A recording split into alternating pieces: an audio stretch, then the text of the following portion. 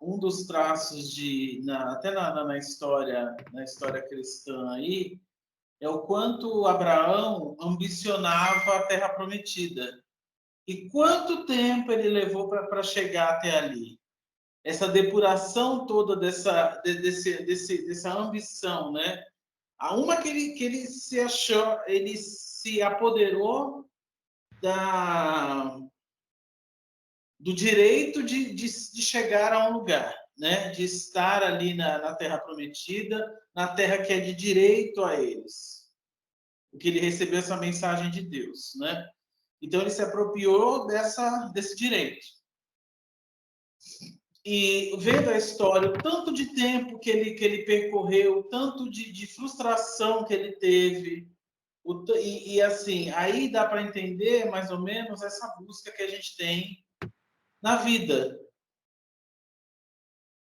né? Aí quando ele, no final, que ele começou a perceber que o buraco era mais embaixo, que existia um propósito, ele foi se acalmando. Né? Quando a gente começa a entender essa questão do propósito, que ela é muito esclarecedora na nossa vida. Né? Quando o Sidney falou, fiz de propósito e mudar o anterior do propósito, né? Que você falou, com propósito, por propósito, entendendo o propósito. Olha que conotação e que direcionamento isso dá. Totalmente diferente. Comprometido, responsável e consciente. A ambição, eu vejo assim, parece que a gente sai que nem um cavalo doido, sabe? Assim, e recebendo tudo, e pegando tudo, e recebendo todas as informações, e vamos, vou fazer, tenho que fazer. E propósito é uma coisa muito mais equilibrada. Eu já acho que cada um dá o tom, né? Essa pressa ou essa tranquilidade, essa aceitação, acho que tem a ver com o momento de vida, com maturidade, etc e tal. Porque, por exemplo, se você olhar os jovens de hoje, né, os meninos de 20 e poucos anos, de recém-saídos da adolescência, eles não têm nada, né? Eles não têm propósito, eles não têm ambição, eles não têm nada. Eles acham que a vida deveria estar pronta para o que eles desejam. Mesmo, às vezes, a gente está com uma idade avançada e a gente não tem certeza do que deseja. Imagina aos 20 anos, né? Se você já tem a certeza absoluta de tudo que você deseja. Então, eu vejo assim, tem a ver, essa pressa tem a ver com o momento de vida assim, da pessoa. Tem gente que acha justamente isso, que em nome da ambição vale qualquer coisa, vale até pisar na cabeça do amiguinho. Porque, não, eu preciso disso rápido, eu preciso ser milionário aos 30, eu preciso estar formado aos 22, eu preciso ser um bom profissional aos 25, eu preciso estar ganhando dinheiro aos 30. Sendo que se você é médico, por exemplo, aos 30 você sequer conseguiu terminar sua residência, né? Se você é astronauta, então, meu Deus do céu. Então, esse tem que, eu vejo, se a gente fosse traduzir, eu diria como pagar o preço, né? Você pode ambicionar o que você quiser na vida, seja propósito pessoal, seja propósito coletivo, seja um propósito missionário, seja o que for. Mas esse tem que é o que precisa ser feito. Porque, por exemplo, eu posso citar milhares de casos aqui que já passaram por perto de mim e que eu já analisei. Mas, por exemplo, se você quiser ser um cantor lírico, como o que cantou no meu casamento, por exemplo, e você quiser ter uma carreira de sucesso, você não pode viver no Brasil, porque aqui, indefinidamente, a cultura está sendo esmagada por uma única mensagem, que é do beber, do sentar, do mostrar, né? Então, se você canta isso, se você canta a traição, se você canta a bebida, se você canta o sexo casual, você faz sucesso. Se você cantar outra coisa, você não tem espaço aqui, né? Exceto uma meia dúzia de pessoas. Então, por exemplo, se você quiser ser um cantor lírico de sucesso, você tem que sair do Brasil. Eu vejo, por exemplo, o mesmo caso do José, né? Dependendo da área, da ciência, se você quiser trabalhar, se você quiser ser um profissional bom de destaque, se você quiser algum destaque, isso não é vaidade, é só você quer ser o melhor naquilo que você faz. Você tem que sair do país, porque aqui você vai estar brigando com o show na concha acústica na arena de rodeio, né? É a mesma verba. Então é cruel, né? Então, por exemplo, aí hoje eu penso assim, né? Não, obviamente aos 20 eu não pensava. Mas hoje você já tem que saber em quais lutas você deve entrar, né? Então, mas hoje nós estamos falando que essa é uma questão que também me preocupa muito. Eu vejo, assim, essa apatia. Vamos pensar o antônimo agora, né? Assim, nem sei se é antônimo de ambição, se é antônimo de ganância, se é antônimo de propósito. A apatia é generalizada. Assim, você olha para cara, você falou, você olha para cara desses jovens, né, 20 e poucos anos, eles não têm ambição de nada. Eles não têm aquela, assim, reina a apatia. Assim, o cara não tem aquela sabe, aquele sangue nos olhos, no bom sentido. Cara, o que te move? Tem que ter, cara. Reina o cimidão.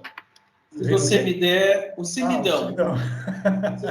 Se você me fizer um pix, se você me der tal coisa, se você me der um brinde, se você me der um agrado, se você me der tal coisa.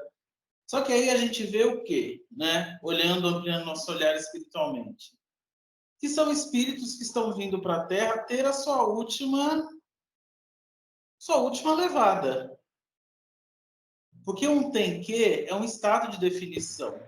Tem que é uma exatidão, né? Estamos num mundo de provas e expiações. Provas e expiações são coisas exatas. Tem que. Prova é uma coisa exata. Vai ter que fazer. E expiação vai ter que passar.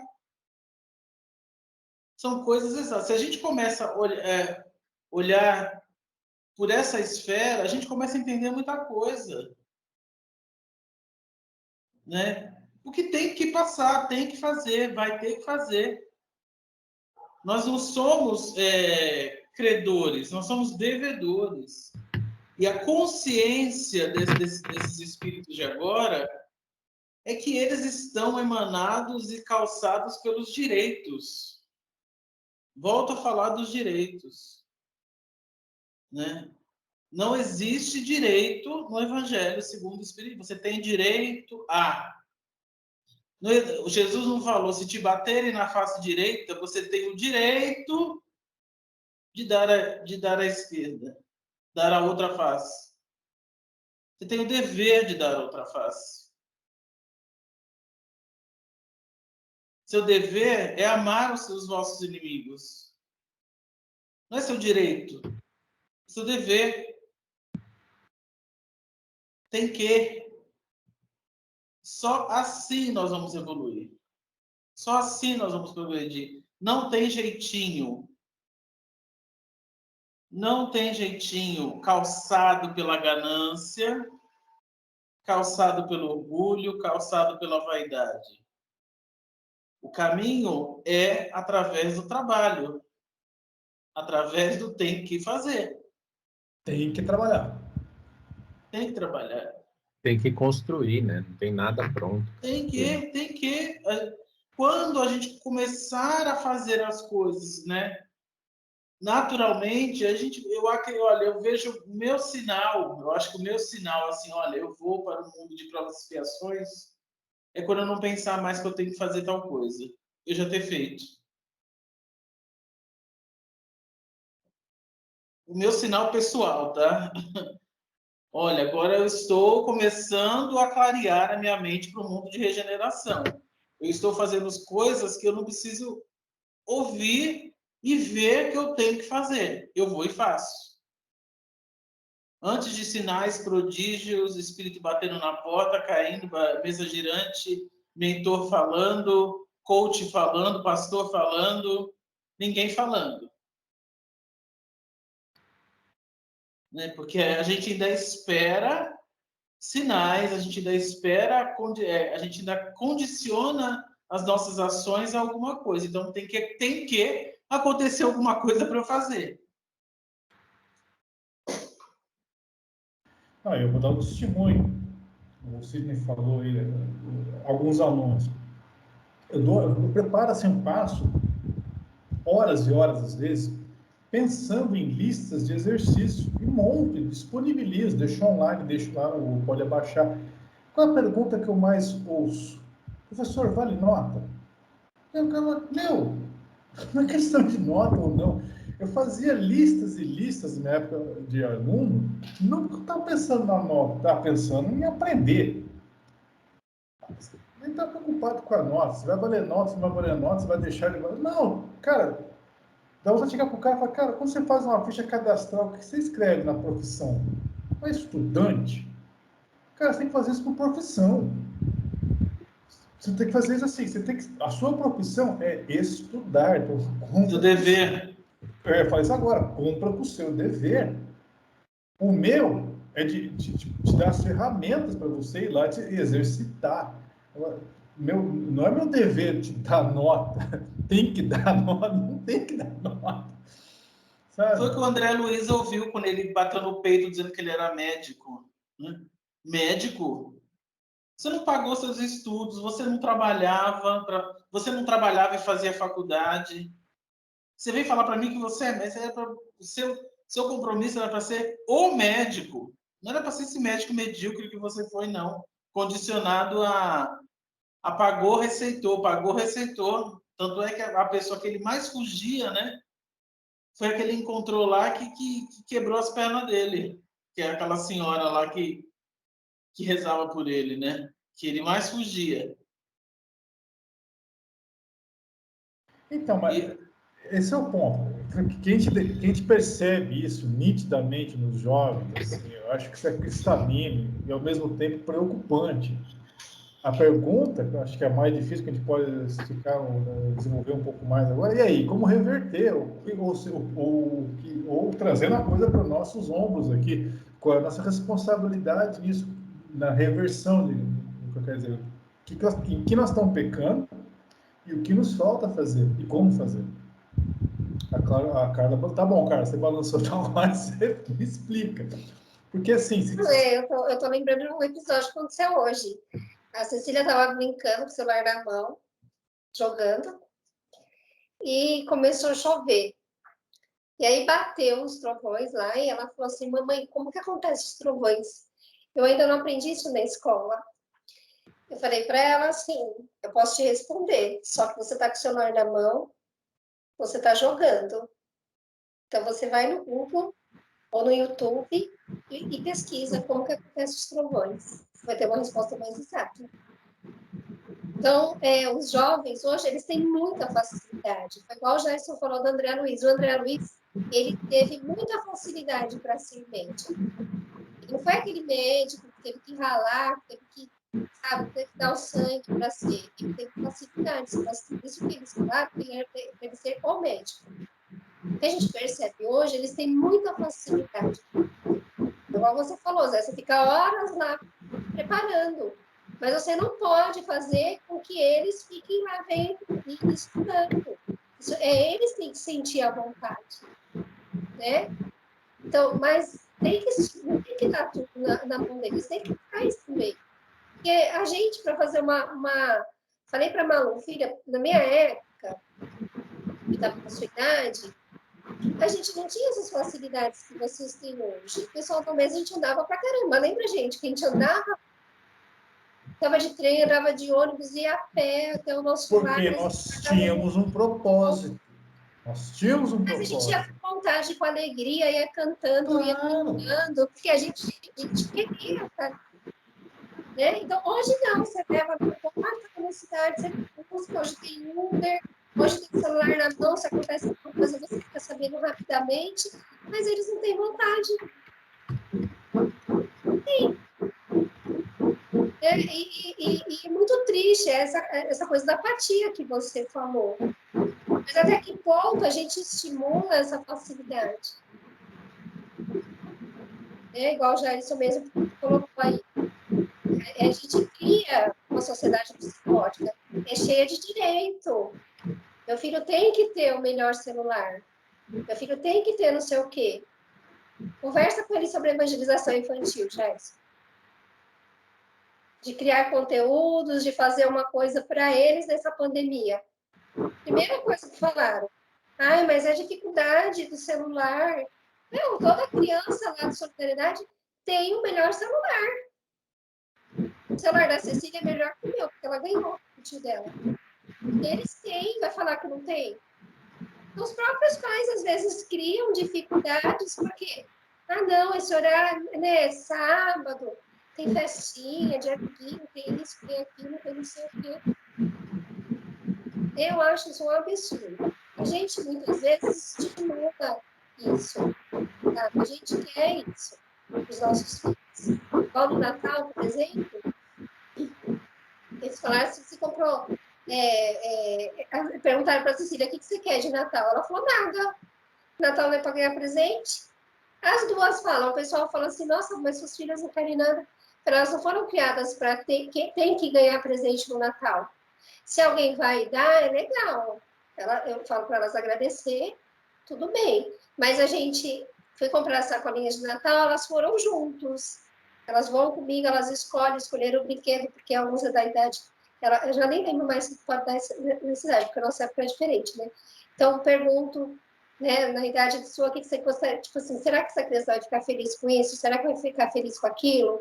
Né? Olha as roupinhas, não sei o quê. Elas vão junto, falam assim, Natal é isso, é a gente perceber a necessidade do outro, a gente não está precisando.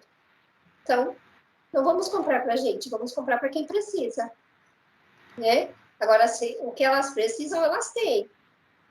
Mas eu também não encho de supérfluo. Então, a gente tem que... Só que é mais fácil pegar e falar assim, fazer a lição. Professora, nas reuniões escolares dessa pandemia, o que mais os professores falaram, brigavam com os pais, é que eles faziam a lição das crianças. Eu achei um absurdo. Eles falaram assim, gente, a gente sabe que são os pais que estão fazendo as lições, não adianta querer enganar o professor. O professor sabe que naquela faixa etária, as dificuldades que eles têm. Criança que não apresentou dificuldade, que fez tudo certinho, não foi a criança que fez. Levaram bronca, sabe? Nas reuniões, eu falei, meu Deus, isso está acontecendo isso? E a gente, parece que a gente anda na contramão. Eu coloquei a Malu na Megel, na mocidade, para ela aprender, porque ela não tem mocidade, gente. Não tem mocidade na Casa Solidariedade, não tem estudo. Eu falo, o pessoal é maravilhoso, eu amo aquelas pessoas, mas não temos estudo ali dentro. Não tem. Elas não sabem nada de espiritismo, não sabem nada de livro dos espíritos. Né? O que elas sabem é do evangelho que a gente faz em casa. Então, é complicado, porque isso está em todos os lugares. Todos. Agora, com relação à regeneração, eu falo para vocês, existem jovens... Eu percebi um mundo de regeneração quando eu fiquei internada no Hospital São Paulo. Que eu falo, se existe lugares que a regeneração já foi implantada. Porque são jovens, bem jovenzinhos mesmo. E eu falo assim que eu quebrei a cara, porque quando eu entrei para ser examinadas por eles, que eu olhei para a carinha deles, eu falei, meu Deus, é um bando de bebê, eu vou morrer. Porque eu passei com vários médicos, todo mundo que já era experiente, ninguém fez nada. Quando eu cheguei lá, que eu vi aquelas carinhas novinhas de 21, 22, 23 anos, eu falei, meu pensamento, eu falei, um monte de bebê que vai me operar. Porque eu tinha essa visão de que os jovens também não eram comprometidos, que não queriam saber de nada, que eles estavam nessa apatia. Só que ali eu vi pessoas muito comprometidas e muito jovenzinhas, com vontade de trabalhar, com vontade de estudar, que não desistiram, foram até o fim e que depois acompanharam, todos eles acompanharam até o fim do tratamento. Então, e hoje eu acompanho eles no Facebook, nas redes sociais, são jovens muito comprometidos e bem-sucedidos, porque eles estudam, eles vão atrás, eles têm, eu não falo que é ambição, Sidney, eu falo que é ânsia. É ânsia de aprender, eles têm um anseio, eles têm uma vontade de ser melhor, mas pelo próximo. Porque eles abdicam, gente, de tanta coisa. E eram jovens que vieram do Nordeste, do Mato Grosso do Sul, gente que estava longe da família, que moravam com outras pessoas, mas que não vê isso como peso. Então, esse negócio do tem que é peso, a pessoa põe peso. Ela fala, porque é um compromisso, é coisa que o pessoal fala, porque é um compromisso espiritual, é uma missão. Aí as pessoas usam isso como um peso para a vida delas, como um resgate, então eles colocam peso. E ali eu vi que eles levavam aquilo com muita leveza, com muita bondade, com muita vontade, realmente querendo estar ali. Para outros jovens, imagina, final de semana, né? Foi no sábado que eu fui internada. No final de semana, um monte de gente ali, todo mundo em cima, todo mundo querendo ver, todo mundo querendo, sabe, ver o resultado. Eles choraram de alegria. Aí você fala, tem sim. Só que eles são praticamente invisíveis. A gente não vê isso. As pessoas não falam disso. Né? E todo mundo que cuidou de mim, até o fim do meu tratamento e outros tratamentos que eu fiz também, que eu tive que fazer outras cirurgias não relacionada com o pescoço, foram todos jovens. E eu fiquei super confiante depois, mudou minha visão também dessa sociedade, sabe? A maioria é que a gente vê muito o negativo, ele impressiona, igual os motoqueiros aqui da rua, né? Igual a Karen da outra vez falou para mim, mas eles devem ser bonzinhos, devem ter uma mãezinha, uma avózinha. Eu falei, não, porque gente, eu vivi duas realidades. Eu vejo esse povo que fica atormentando os outros, não respeita ninguém, tá nem com nada, que são totalmente psicopatas, e vi jovens da idade deles totalmente comprometidos. Então, eu sinto na pele as duas realidades. E eu posso falar, um tá certo, outro tá errado. Um é bom, o outro é ruim. É como o Jair falou, eles ficam num transe, gente, que eles não olham nada ao redor deles. Eles só querem que as pessoas olhem para eles. É uma carência muito grande, tem que ser visto, tem que ser o melhor. E eles pagam até pela vida, pode morrer, pode se atropelar, pode bater, pode, sabe, acontecer um monte de coisa. E eles não mudam, eles não mudam. Eles podem ver a pessoa caída lá no chão, morta, atropelada, e eles ainda ficam passando pela moto, filmando e rindo. E eles riem. Dá risada, eles acham lindo isso. Outra coisa que aconteceu há 2 domingos atrás, que até fui pegar o celular para filmar, para mostrar para vocês, um deles estava com um bebê de 3 anos na moto, fazendo bagunça. E o bebê ia, e o bebezinho lá, sabe, segurando com uma força assim, com a carinha toda.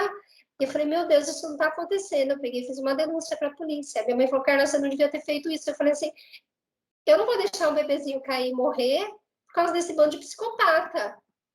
Mas ele tem mãe. Eu falei, não tem mãe não, porque a mãe tá deixando ele ficar nesse meio. Então ele não tem mãe. E pode ter qualquer pessoa ali do lado dele, mas mãe ele não tem. Que é outra coisa que a gente também fala de mãe. Não é todo mundo que é mãe, não é todo mundo que é pai, não é todo mundo que é médico, não é todo mundo que é professor. Então a gente coloca muito, a gente tem que mudar o nome das pessoas, das coisas, sabe? Então a gente está falando aqui de ambição, mas a gente tem que mudar esse nome que o Sidney está colocando de ambição. Não é ambição, como está escrito lá no dicionário. É outra coisa, eu acredito que seja anseio, aquela vontade do espírito se elevar, ou alguns espíritos que já estão em plano de regeneração, já estão nesse mundo de regeneração, já estão trazendo isso para cá. Só que isso não é divulgado. Não é divulgado. Não vende. Não vende a notícia. Você ia falar, Sidney?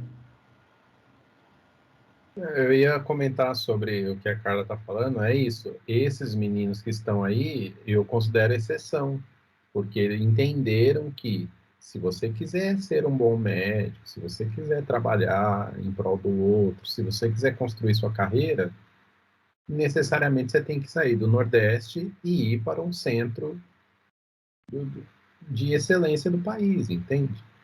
Esses dias, sobre o mesmo tema, por exemplo, esses dias eu vi que existem 3.000 ultrassons no país para fazer exame, sendo que 90% deles está no Sudeste. Uma coisa besta.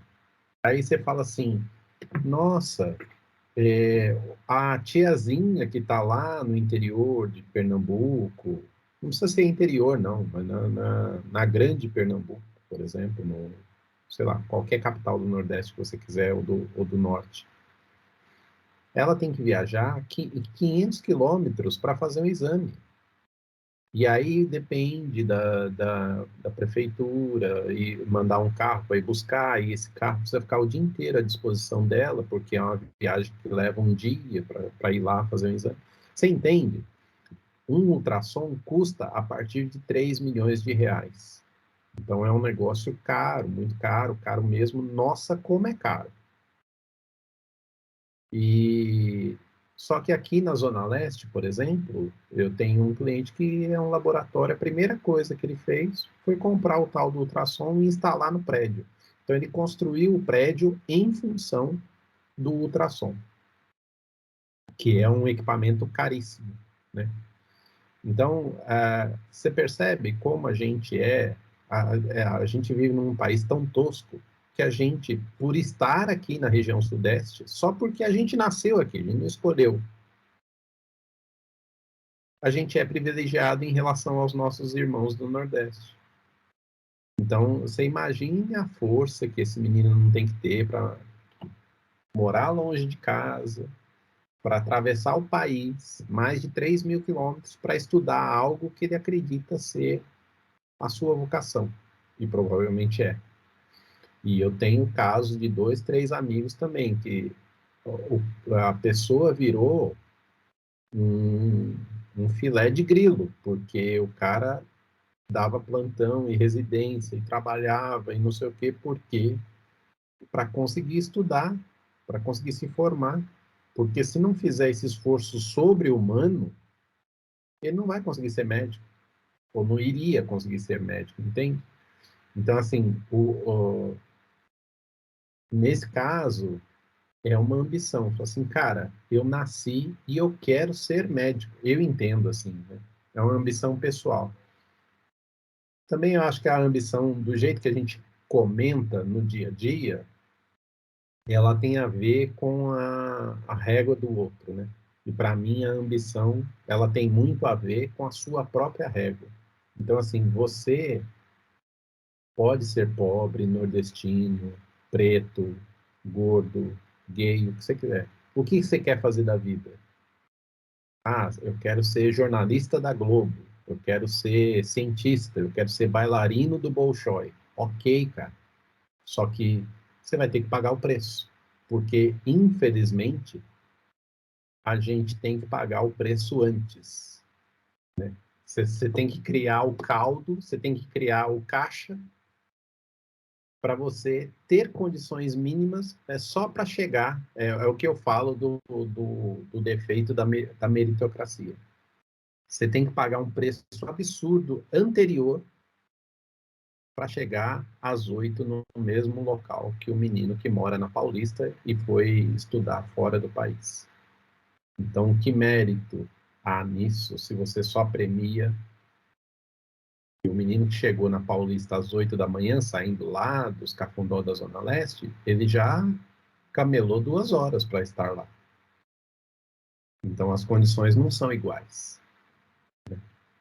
Do menino que estudou fora, do menino que foi bancado pelos pais, que fumava o seu baseadinho na escadaria do Objetivo da Paulista, sabe? Essas coisas, entendeu? Então, eu vejo, o Jairson falou do propósito, eu acho assim, cada um tem o seu propósito. O lugar que você nasceu, o ambiente em que você está, ele pode ser muito determinante para a sua ambição. E algumas vezes você tem que ter uma ambição acima do normal para mudar a sua realidade. Porque eu entendo que a ambição da evolução, ela deveria ser nata nossa e natural. Ela não devia ser desequilibrada. Mas você é obrigado, né, a maioria da população brasileira, que é pobre, você é obrigado a colocar a ambição num peso 3 só para poder equilibrar o jogo. Entende? Então, eu não vejo isso como um defeito, não. Eu vejo como o jogo que precisa ser jogado, entende? Posso estar sendo completamente fora do livro dos espíritos aqui, mas é o jeito que eu vejo Você vê day como by se fosse day. um combustível. Exatamente, Aquilo que o outro já tem catapultado, já está lá na frente, e o outro está lá atrás. Não, eu preciso de um combustível a mais aqui, eu preciso de uma gasolina aditivada aqui, eu preciso de uma Exatamente. Vocês lembram de um filme que publicaram na internet há um tempo atrás, faz 1 ou 2 anos isso, vira e mexe ele reaparece. Um professor põe um tanto de alunos num parque e fala assim, dê um passo à frente quem tem os 2 pais casados. Aí um tanto de gente já fica para trás. Ah, dê um passo à frente se você toma café da manhã com os seus pais. Aí mais um tanto vai para frente. Aí o resumo da história é, depois de, sei lá, 5 ou 6 atributos, eu falo assim, agora olha para trás. Veja quanta gente ficou lá atrás, cara. Quanta gente que não deu o primeiro passo. Só porque as condições de jogo não é igual. Não são, para ser correto no plural aqui, as condições de jogo não são iguais para todos, né? Então, eu entendo, assim, talvez eu esteja desvirtuando o assunto, mas eu acho que... Não, te podia trazer a coisa para o lado espírita, inclusive. Ou seja, até que ponto isso foi uma ambição do espírito, antes o plano reencarnatório. Falou, não, cara, eu quero ter mais dificuldade mesmo. Porque numa outra encarnação eu fui meio bom vivant, eu fui, sei lá, vai na valsa e vamos que vamos, e agora não, agora eu quero ali, ó, eu quero na chibata, como você fala.